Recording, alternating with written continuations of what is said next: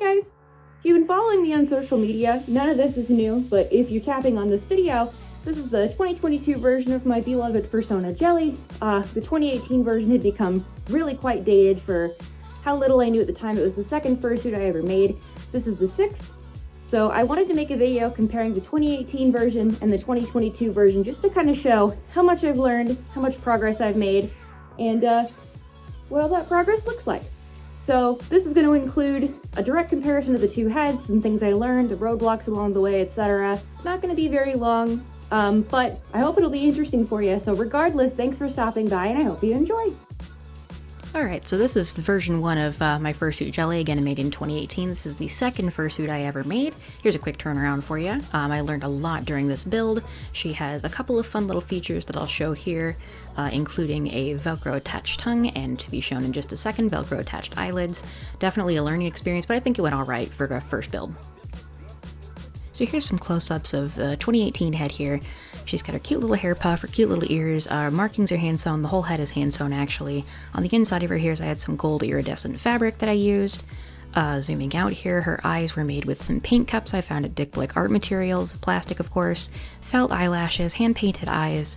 Her nose is minky, her teeth are made by Dream Vision Creations, and then this was the first time I had done a neck like this. So, not bad.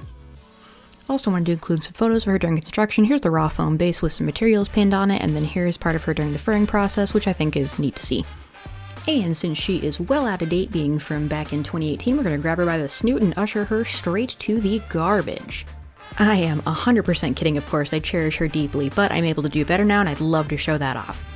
And here is her predecessor. This is the 2022 version of the same character, my Fursuit jelly. Here is a turnaround for you. This fursuit is made off of almost entirely Whittle Studios products, which I will list later for you.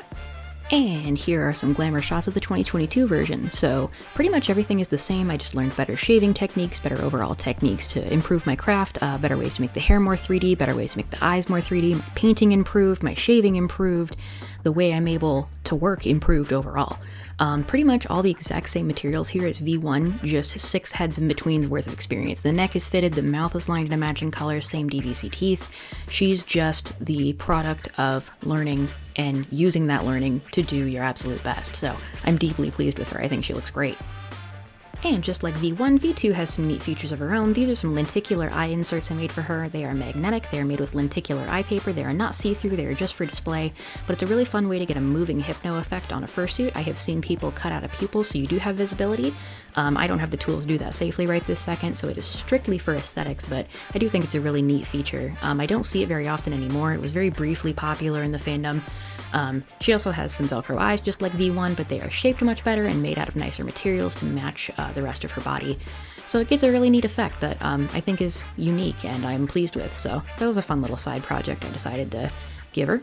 So despite Jelly V2 being the 6th fursuit head I've made overall, she was by far the most difficult. I tried a whole bunch of new things, was working on a new base, couldn't get her ears to sit right, couldn't figure out the back of her head, had never done that before. I tried a new lining technique with a new type of fabric. I tried working with 3D prints for the first time, that was stressful.